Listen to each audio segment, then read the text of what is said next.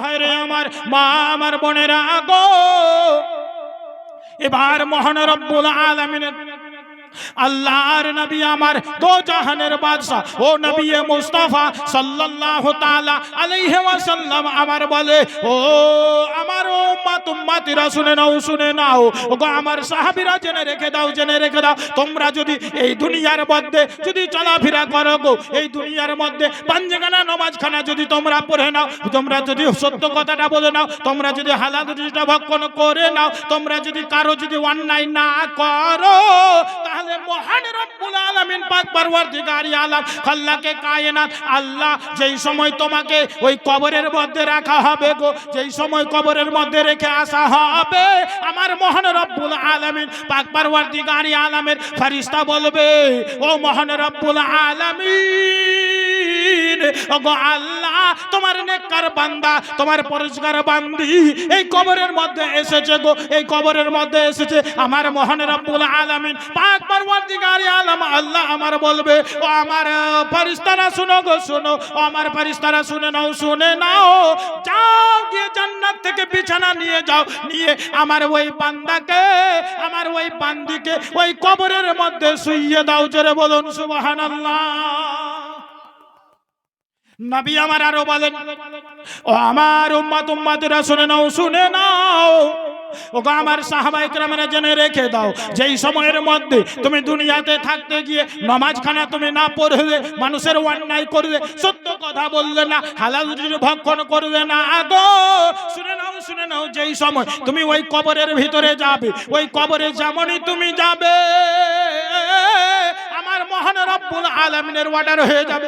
আমার মহান রব্বুল আলামিন ফেরেশতা মণ্ডলীকে অর্ডার করবে, ও আমার ফেরেশতা মণ্ডলীরা শোনো গো, শোনো, যাও তাড়াতাড়ি করে চলে যাও, আমার ওই বান্দাটা এত গুনাহ করে এসেছে, আমার ইবাদত করেনি, সত্য কথা বলেনি, হালাল রুজি ভক্ষণ করেনি, পাঁচখানা নামাজ পড়েনি, একে অপরের শত্রুতা করেছে, যাও গিয়ে তুমি চলে যাও, আমার সেই বান্দার নিকটে চলে যাও, গিয়ে ওই আমার ওই বান্দাকে তুমি ওই আযাব দিতে আরম্ভ করে দাও। মহান রব্বুল আলামিনের যেই রকম আপনার সময় হয়ে যাবে, যেমনই আপনার হুকুম হয়ে যাবে, সঙ্গে সঙ্গে আল্লাহর ফেরেশতারা আপনার ওই আপনার কবরের ভিতরে এসে উপস্থিত হয়ে যাবে, যেমনই আপনার কবরের ভিতরে এসে উপস্থিত হবে গো, যেমনই আপনার এসে কবরের ভিতরে আপনার উপস্থিত হয়ে যাবে, সেই বান্দাটাকে আপনার যেমনই আপনার প্রশ্ন করা হবে গো, যেমনই প্রশ্ন করা হবে, বান্দার কোনো রকমের আপনার উত্তর দিতে পারবে না, যেমনই কোনো রকমের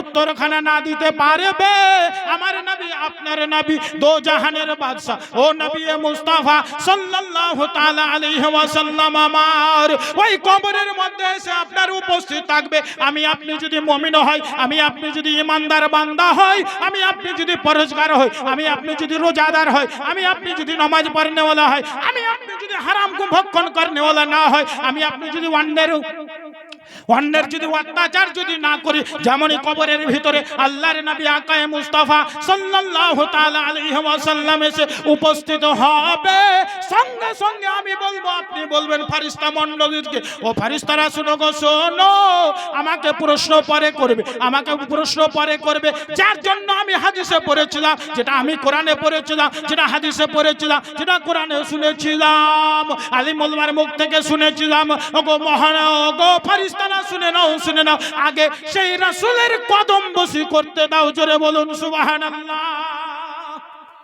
আগে সেই রাসূলের কদম বসি করতে চাও, তারপরে আমার প্রশ্ন করবে, আমার কাছে প্রশ্নের উত্তর নেবে। ব্রাদার মিল্লাতি ইসলামিয়া, যেই সময় আমি আপনি যখন মুমিন বান্দা হয়ে মরবো, আমি আপনি যখন আল্লাহর দিওয়ানা হয়ে মরবো, আল্লাহর চাহিনেওয়ালা হয়ে মরবো, সেই সময়ের মধ্যে ব্রাদার মিল্লাতি ইসলামিয়া, আল্লাহর চাহিনেওয়ালা হয়ে যখন আমি আপনি যখন রাসূলুল্লাহর কদম বসি করব, রাসূলুল্লাহর দিওয়ানা হয়ে কদম বসি করতে যাব, সেই সময়ের মধ্যে রাসূলুল্লাহর যখন কদম বসি করে নেব, সেই সময় ফেরেশতারা বলতে লাগবে, শুনো, আর আমরা একে কি প্রশ্ন করব?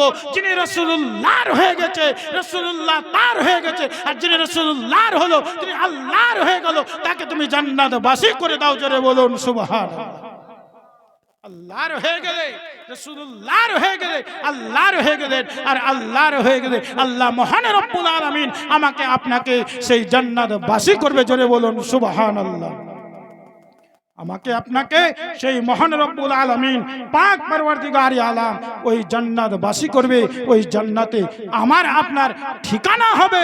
তাই ব্রাদার মিল্লাত ইসলামিয়া, আমাকে আপনাকে এই দুনিয়ার মধ্যে যতদিন আমার আপনার জিন্দেগানি রয়েছে, যতদিন আমি এই দুনিয়ার ভিতরে থাকব, আমার আপনার যেন চলাফেরা, আমার আপনার উঠা বসা, আমার আপনার খাওয়া দাওয়া, আমার আপনার নজর যাতে শরীয়তি মুহাম্মাদি হয়, তাহলে আমার এই জগৎ মঙ্গল হবে, মরার পরে কবরে মঙ্গল হবে, হাসরে মঙ্গল হবে, পুলসেরাতে মঙ্গল হবে, আমি আপনি জান্নাতবাসী হব। জোরে বলুন আমি আপনি জান্নাতবাসী হব। আর এই দুনিয়াতে যদি কারো অন্যায় করলাম, কারো টাকা দিলাম না, কারো মেরে খেয়ে নিলাম, কারো জমিতে আমি দখল করে খেয়ে নিলাম, কারো আপনার অন্যায় করলাম, হালাল রুজি খেলাম না, হারাম ভক্ষণ করলাম, মুসলমান এই দুনিয়াতে আপনি যতই পাঞ্জাবি পরেন, যতই টুপি পরেন, যতই পাগড়ি পরেন, যতই জুব্বা পরেন, হক পথে যদি আপনি না চলেন, আল্লাহ যেদিন আপনার বিচার নেবে সেই দিন আমাকে আপনাকে ছাড়বে না।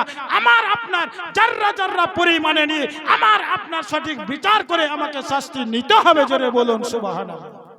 যার অন্যায় করেছেন, আর যদি তার কাউকে যদি ঋণ যদি আপনার থাকে, এখন তো আমরা ঋণ কিছু মনেই করি না, এ টাকা পাবে পাক, আমি দিব কি দিব না এটা বলছি, দিব কি দিব না ব্যক্তিগত ব্যাপার। কিন্তু বিরাদার আসুন হাদিস শরীফ আপনার উঠিয়ে দেখুন, কেউ যদি আপনার ঋণ করে যদি মারা যায়, আপনি যদি 10 টাকাও পান আর আপনি যদি ঋণ করে মারা গেছেন, আর যদি আপনার যদি ক্ষমা না দেন, ততক্ষণ পর্যন্ত আল্লাহও মাফ করবে না। আর এর কারণ হলো এটাই, আল্লাহ এটা হুকুকুল ইবাদ, বান্দার হক রয়েছে, আল্লাহ মাফ করবে না। আল্লাহ আপনার আমল নামাতে যদি আপনার যদি গুনাহ থাকে, আমল নেকি থাকে, সেই যে টাকা পাবে টাকার পরিবর্তে তাকে আপনার নেকি দেওয়া হবে। আর যদি আপনার যদি আমল নামাতে নেকি না থাকে, তাহলে ওই যে আপনার কাছে টাকা পাবে তার গুনাহগুলো আপনার এই আমল নামাতে দেওয়া হবে। মুসলমান বাবা ভাইরে আমার, যেই ছেলের জন্য, যেই মেয়ের জন্য, যেই স্ত্রীর জন্য আমি আপনি অন্যের টাকা নিয়ে এইখানে শক্তির গরমে ঝেড়ে দিলাম, আমি আপনি অন্যায় কথা বলে দিলাম একজনকে, কিন্তু কাল হাসরের ময়দানে লক্ষ কোটি মানুষের ভিতরে কেউ আর থাকবে না, আমাকে আপনাকে নিজের হিসাব নিজেই দিতে হবে। জোরে বলুন সুবহানাল্লাহ।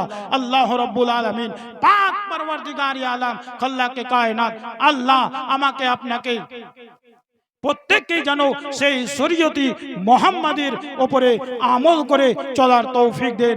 সকলে বলুন আল্লাহুম্মা আমিন। ব্রাদার ইসলাম, আমি আপনাদের সম্মুখে পবিত্র কালামুল্লাহ হইতে আয়াত শরীফ তেলাওয়াত করেছিলাম, মিনহা খালাকনাকুম ওয়া ফিহা নুঈদুকুম ওয়া মিনহা নুখরিজুকুম তারাতান উখরা। আমি তোমাদেরকে এই মাটি থেকে সৃষ্টি করেছি, আবার পুনরায় তোমাদেরকে এই মাটিতে পুঁতে দেওয়া হবে, গেড়ে দেওয়া হবে, দাফন করে দেওয়া হবে, আবার পুনরায় তোমাদেরকে এই মাটি থেকে হবে। ওমা আলাইনা ইল্লাল বালাগ। আসসালামু আলাইকুম ওয়া রাহমাতুল্লাহি ওয়া বারাকাতুহু। বলার মাধ্যমে ভুল ত্রুটি হলে ক্ষমা প্রার্থী। আস্তাগফিরুল্লাহ রাব্বি মিন কুল্লি যামবিন ওয়া আতুবু ইলাইহি। লা ইলাহা ইল্লাল্লাহ মুহাম্মাদুর রাসূলুল্লাহ সাল্লাল্লাহু তাআলা আলাইহি ওয়া সাল্লাম। আসসালামু আলাইকুম ওয়া রাহমাতুল্লাহি ওয়া বারাকাতুহু।